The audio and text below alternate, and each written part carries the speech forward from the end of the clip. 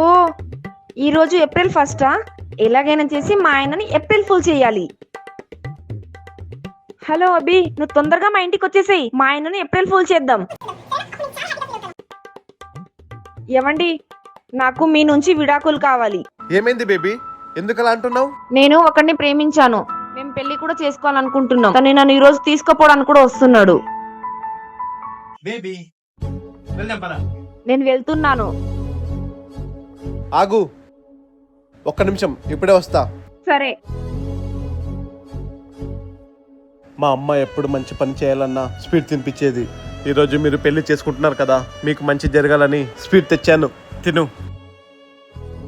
అలాగే నా కాబోయే భర్త కూడా తినిపించు. తను చూస్తే చాలా బాధపడుతున్నట్టున్నాడు, చెప్పేద్దాం పద. April full.